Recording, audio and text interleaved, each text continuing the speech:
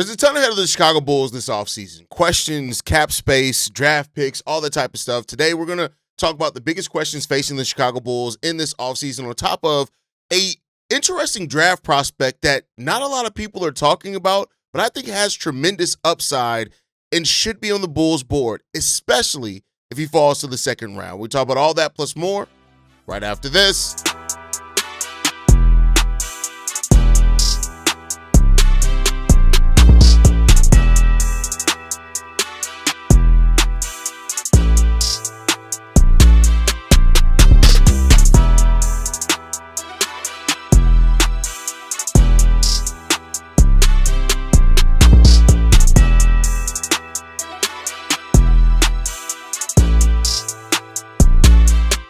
What's going on, Bulls fans? Welcome to another episode of Chicago Bulls Central, your number one spot for everything Chicago Bulls related. I'm the host there, Haize, but more importantly, you guys can follow the channel at Bulls Central Pod on every social media platform we happen to be on. With that said, let's go ahead and get into this content for today, y'all. So I just want to talk about some of the questions facing the Chicago Bulls, and it's questions that I think we all kind of know to different and varying degrees, right?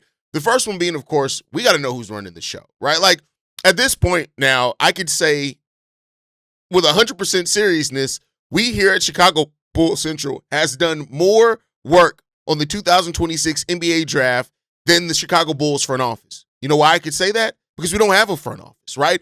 And so with the draft lottery coming right around, right, like only a few days away, only a couple of weeks away at this point, goes down on May 10th. The draft combine starts the same day.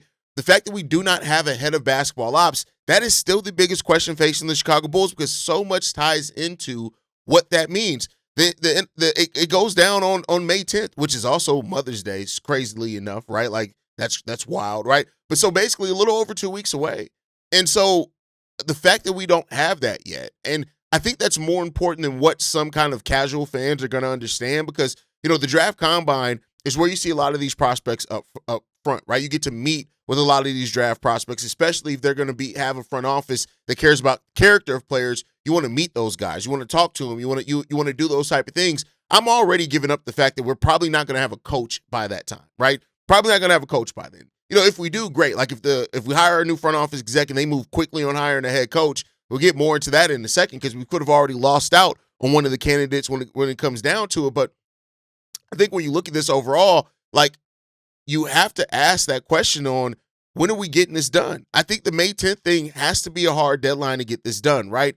And of course, now Bulls fans have a legitimate concern over the front office loyalty and stuff like this. But, you know, the front office decision is what defines everything because that is the person who's going to have the vision for the team. That's the person that's going to mold this team, that's going to make the decisions in the draft and free agency. So it is the most important question here for the Chicago Bulls because, you know, if the Bulls don't have a front office exec in place by May 10th, does that mean Pax is going to be running the draft combine, like the draft process? Like, you know, it's so many questions up in the air when you get that done, right? Like we heard, you know, last week that Pax, you know, has a lot of power now with the Chicago Bulls because they haven't found a front office exec yet. We heard the list of candidates of, you know, interviewees they're going to bring in. We also heard that there could be 3 other interviews that weren't on that initial list that we just didn't hear about. But at the same time, like at some point you got to get this done. And I get it. A lot of those execs that we wanted to interview are on playoff teams, and they're probably really engaged in their team right now in the playoffs, but work got to get done. And so the question becomes about if you don't have a front office exec in place, who is running the Bulls draft process? Who is doing that? Is it because technically, you know, AK's or the assistant GM under AK is still has a job as of right now. So like, are they going to be running it? Like, it's just so much with that. So the biggest question that we have to answer first is, who is going to be the guy running the show? Because we don't know that yet, and that is the most important factor into this offseason. Everything factors back into that, right? This is only the 3rd time in Chicago Bulls history, right, since Jerry Krause took over in the mid-'80s that the Rhinestones had to hire a new president of basketball operations. That's it. This is the 3rd time. The 2 times before this was John Paxson who took over, and then you had AK. Like, that's it. Other than that, since the 80s, for over 40 years, right? It's been Krause, Pax, or AK. Those are only 3 people who've been in this job. An average of over 10 years between those guys. Of course, AK ended up only being in the position of 6 years, but it is a hugely important part.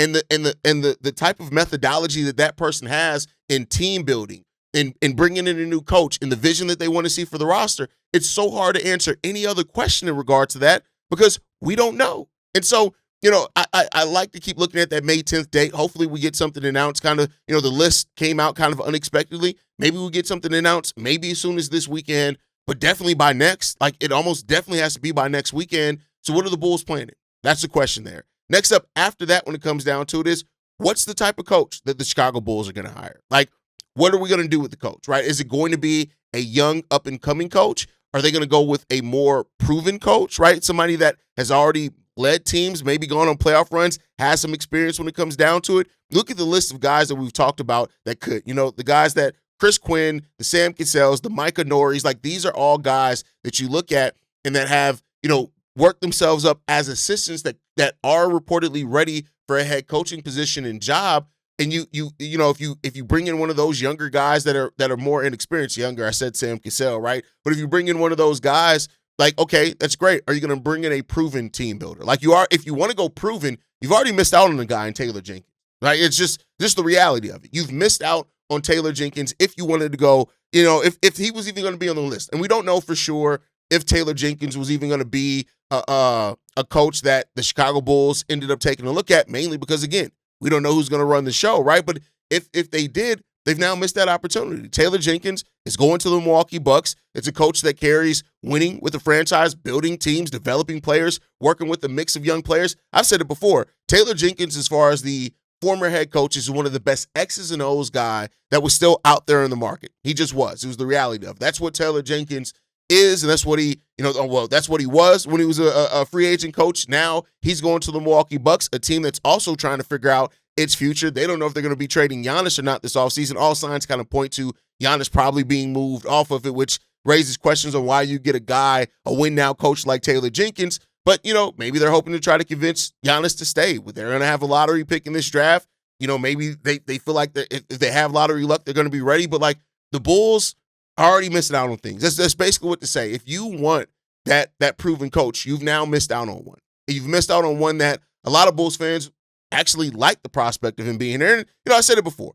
Front offices don't need to make decisions based off, oh, damn, the fans are going to love this one. They need to make decisions based off what is actually going to help them get to the place that they want to go, what their vision is. So I'm not going to hold that against them. But at the end of the day, like when you look at, coaches that could be available out there, like as far as like proven coaches, Jamal Mosley, who, by everything that we've heard, could be a guy that ends up being fired by the end of the season by the Orlando Magic. Not to say that I have this huge love for Jamal Mosley. It's, it is what it is. I think he's a better coach than, I think he's going to be made the scapegoat of the Orlando Magic. They just have a very flawed roster, even though they've tried to make moves. But I don't know if I want him here for the Chicago Bulls. But that coaching decision is the next biggest decision. You know why? Because if that coach has a specific style or a type of system that they need specific players to be in, you have to draft towards that. You have to sign towards that. You have to start building that thing out. The last thing you want to do is Fred Hoiberg this shit, right? And that is, we got a coach in Fred Hoiberg. We promised him on the type of roster we were going to build,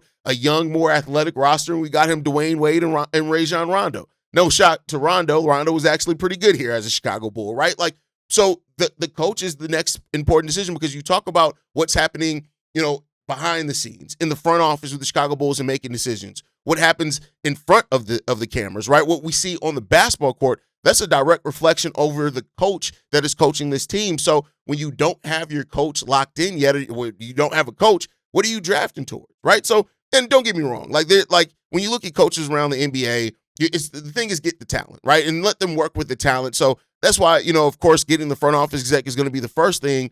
But, you have to do that. But then you have to look at other guys. Like, are you going to go after the big win now guys? Like, you're going to go after the Frank Vogels that could be out there. You're going to go after, even though not a guy that I want to see. You're going to go after Mike Budenholzer, like a Coach Bud. You're going to go after that type of stuff.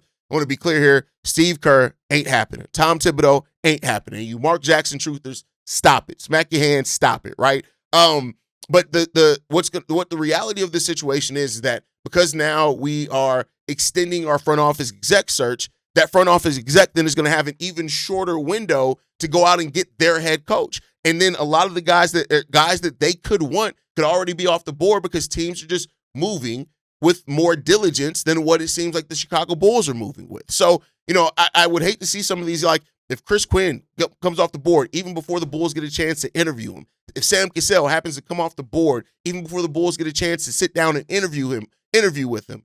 I hope that whoever comes in as the front office guy already has, some connections around the league and is ready to do that. Now, for example, if the Bulls do hire Matt Lloyd with the Minnesota Timberwolves, he can then pivot towards a guy that he's been familiar with in Micah Nori, who's also with Minnesota, right? So you have those type of aspects to where it cannot be as bad as or as detrimental as what I think it's going to be, but it's just an interesting place to put yourself in when you're already behind the 8 ball and these dates are coming really fast, right? So the coach is the next decision for the Chicago Bulls.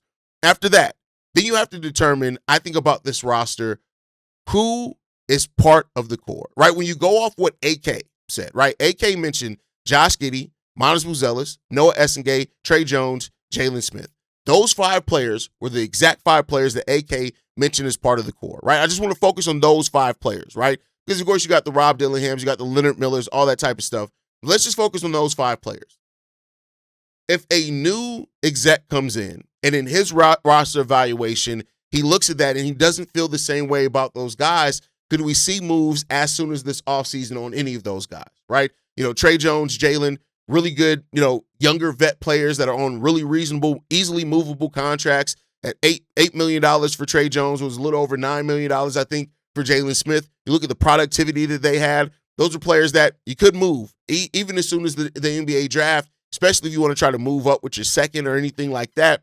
You can try to do something like that. There are going to be some teams that, maybe later in the first that want more proven veterans than go after young teenagers, right? And so maybe that could lead you a space. But again, it comes down to who on this roster is going to be viewed as pieces to stay around. And we don't know that because we don't know the coach. We don't know who's running the team. But that is one of the questions this offseason that is going to be getting answered. Now, guys like Josh Giddey and Modest, they're going to have a longer leash, right? I don't think any exec's going to come in and be like, all right, bet, first offseason, we're trading Josh Giddey for X. There's going to be an evaluation period. Most front office takes maybe the first 30 games of the season to evaluate, who fits into what their coach, their roster, their build that they want going forward.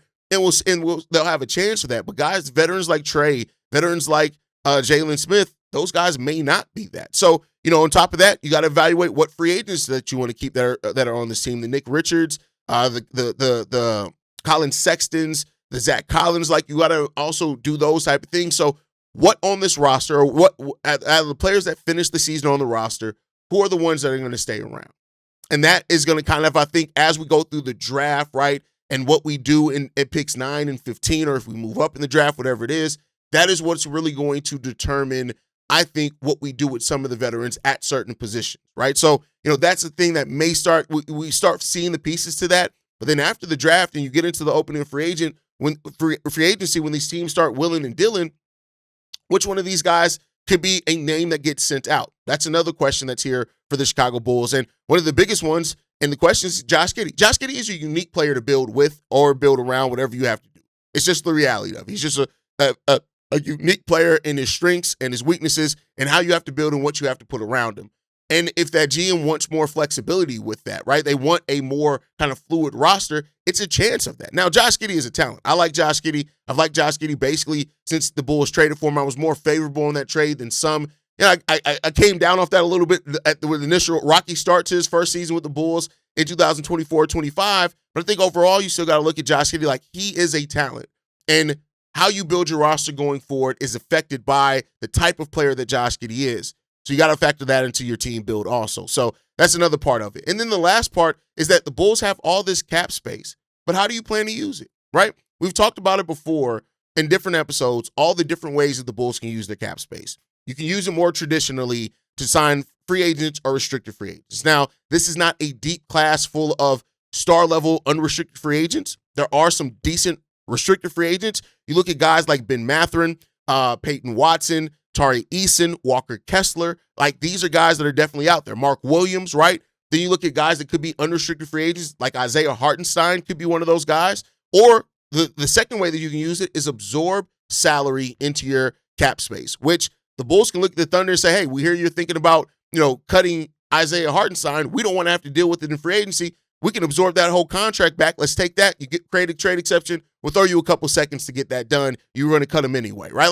that's again how much willing and dealing and how aggressive the new front office wants to be. But you can trade and absorb players that are on expiring deals or whatever else. You can also absorb players that are on bad contracts, and you're not necessarily looking at the player, but you're absorbing those bad contracts to then get an additional draft selection, right? So how are you going to use your cap space this season? What are you going to do with that cap space? How are you going to use that, and what direction is it sent for your team? Because if you're using your cap space to add veteran talent now, to me that says that's going to be a team that is trying to win immediately right now. If you go the route of stacking draft assets, that may mean that, hey, we're going to take a year or two to really evaluate before we start striking and making the moves to put us in a win-now position, but we're going to stack assets for a year or so first, right?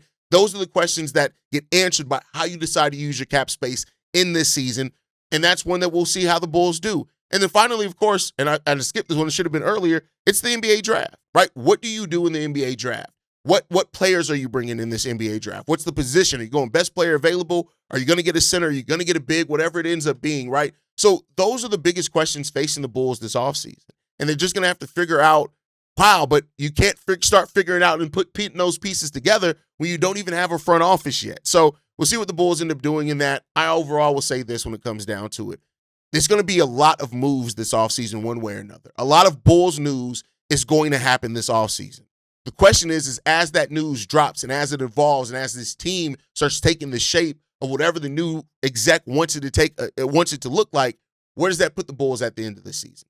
And that's the question that can only be answered with time and with activity and with actions. And I guess we'll see it. But to end that, I want to hear from you guys in this one. Like when you hear all of this, what do you, and it's hard to answer, but like, what do you want to see from this team? What do you want to see? What would you like to see the first move be of the new exec to come in after hiring a head coach with the roster, right? Let me know what you guys think on that down below. With that said, before we get out of here, we've been in heavy draft coverage. I'm only going to talk about one prospect today.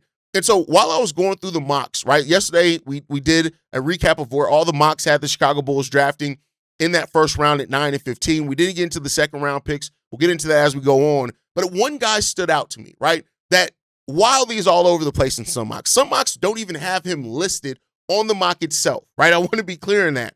But this is a player that got injured at the end of last season that was talked about as being a lottery level talent, was talked about as being like some drafts, some mocks have him going late first round, some have him going in the middle of the second round, right? And that's JT Toppin. And I want to talk about JT Toppin here for a second, right?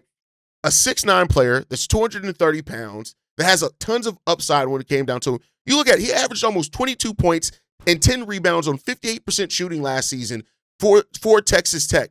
This is a guy that is for as far as a power forward / center combo, he's really good. He also averaged for his college career 1.7 blocks and 1.1 steals. This is a guy that offers a lot of versatility. Now, one of the problems is, one of the knocks on him is that he's a little bit of an undersized center. You know, a 6'9", he's that 4-5 kind of duo, kind of that tweener role, and that's perfectly fine. Because again, I think that if he actually does fall to the second round, JT Toppin is one of the most alluring prospects in the second round, especially if the Bulls can actually get him with their lower second round pick, or either trade up with one of their future seconds to move up to get him, because we know they have that pick at 38. If he truly does fall to the middle of the second round, this is a guy that I would say this. He absolutely needs to move up.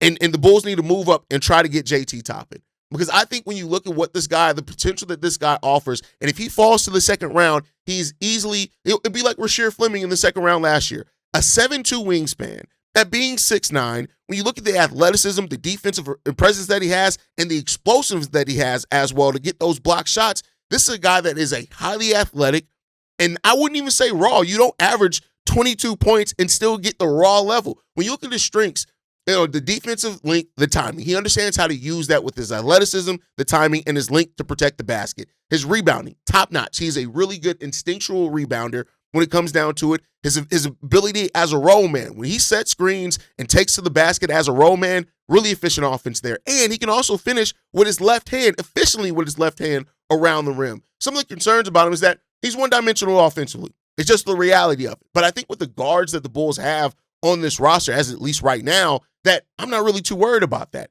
He has a bad shooting mechanic, so he doesn't really project to be, unless you can fix that, a player that is going to like turn into a three-point shooter or anything like that. And then also, like, the defensive discipline sometimes is a little bit lacking there for him, but I think he's going to work that out. He's a really good, smart player. He's going to have to put on some weight, too. He's going to have to strengthen up, as all young bigs are. But I think when you look at him, his athleticism, the wingspan, the timing, he has so much defensive upside. Even if his offense is a little bit more simplistic to start off his NBA career and he never really develops a back to the basket game or something like that, I just look at him and say, hey, if you get him in the second round, like, you're talking about a Taj Gibson level pickup there. Like, it could be absolutely ridiculous for you. Now, if he does go to the end of the first round, then cool. A team could very well bite on him. I don't know if it's the injury. I don't know if it's his rawness. I don't know what it is. He's not one of the older players in this draft where it turned some teams off from him. It's not like he wasn't productive in his 2 years at Texas Tech. Highly productive, 18 points per game as a sophomore, 21.8 points per game as a senior. I just don't know why some mocks have JT Toppin falling to where they do. But if he's there, this is the type of pick that I think you can get so much value out of. And you look back on and say, well, damn, how did we get him at the position that we got him at? So, JT Toppin is an interesting point. It's just one that I'm surprised more people have not brought up. But hey, if the Bulls end up calling JT Toppin's name, I personally am not mad. I think he's a great sleeper prospect for it. And I think that if he falls, especially into the second round, he could be an absolute steal for you in that round 2. But let me know how you guys feel about that one. But that's going to do it for the episode of Chicago Bulls Central today. This, again, as we keep saying, is one of the off seasons you have to get right. So the question I want to throw to you guys is, what is the most important question that the Bulls have to answer this offseason? Drop your thoughts down in the comment section down below. Make sure you guys like the video, subscribe to the channel as well. Hit that notification bell so you never miss an episode. You can also follow us at Bulls Central Pod on every social media platform. You can send us any feedback, questions, comments, concerns, bullscentralpod@gmail.com. And lastly, if you want to leave a text message and our voicemail for the mailbag, the number to do so, 773-270-2799. We're the #1 spot for everything Chicago Bulls related, but that is thanks to you, lovely and beautiful people. And like I like to end every episode on, go Bulls. Love you guys. See you right if you can, y'all. Peace. This has been a presentation of the Break Media.